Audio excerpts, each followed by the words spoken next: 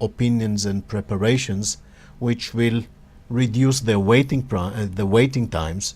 Whenever they come here, they have immediate attention. Yes. And in terms of the different medical consolidators here in Thailand, how competitive is this market, this industry here in Thailand, in terms of the different companies that are available to give assistance or advice to these interested patients? Well, there are not too many of these travel consolidators or medical travel consolidators, because the cooperation between the hospitals and the tourism industry is still not optimized. Hospitals try to do direct marketing, they try to reach their clients directly, whereas the travel agents make a living on commissions. And this does not work very well yet. I'm trying to be in the middle, and I'm between the hospitals, I'm between the tourism industry. As a matter of fact, as a tourism specialist, doing medical tourism. See, we are just standing in between. We have just involved an international association by the name of PATA, the Pacific Asia Travel Association, has decided to have a closer look at this and help both sides as a so-called exchange platform. And PATA announced now the Healthcare Travel Task Force, which will have members from 48 countries. All the region of Pacific Asia, which is covered by PATA, will have members on the task force and will help either the governments when they would like to become medical destinations, or they will help the hospitals create standards, or they will help the travel agencies and so on to exchange or interface. And the expectation is that the whole sector will become more efficient, more exactly. That's very important, because I think like most industries, especially tourism industry, there needs to be someone there to bridge the gap between the different sectors, because after all, it all relates as one cycle. And I'd like you to explain further a little bit about the competitors in this region for Thailand. Good. We must understand that medical tourism is a very high yield and very high revenue section. If I will give you, I hope I do not kill any of your questions, but in principle, if we look at this, if we look at about 1.3 million people coming for treatments, each of them, even if they will take only a checkup, which costs at the moment about 30,000 baht, you multiply it by 1 million, you already have the minimum revenues for everyone.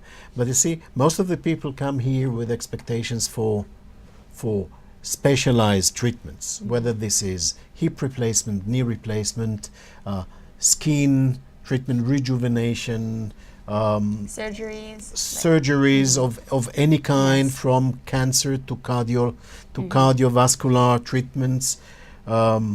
We are talking about complicated dental treatments and so on. And these treatments go into the range of somewhere between 300,000 baht to 1 million per person.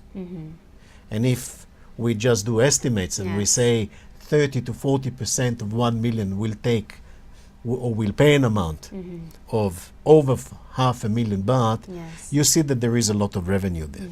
Of course, there are very heavy investments on the side of the hospitals. Now, every country would like to have part of this so-called revenue cake. And at the moment, even though Thailand is leading, with at the moment, we estimate about 1.3 to 1.4 million visitors. We are followed very closely by India. India is putting a lot of emphasis also from government point into promoting this. Next to us, Malaysia has been very active, and also one of the closest competitor with relation to the Muslim visitors, which at the moment prefer Thailand, but they like to go to Malaysia because Malaysia is a Muslim country. It's the food, it's the character and so on. Singapore is highly technological, and of course Philippines and Korea are very active in growing. And please do not forget that we are having China coming into the whole region.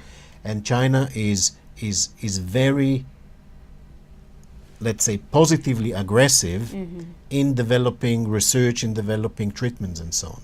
Now this is within the region. We should not forget that we have the Middle East. Yes. Within the Middle East, the major actors are Jordan and Israel at the moment, with Turkey coming in strong into the whole thing.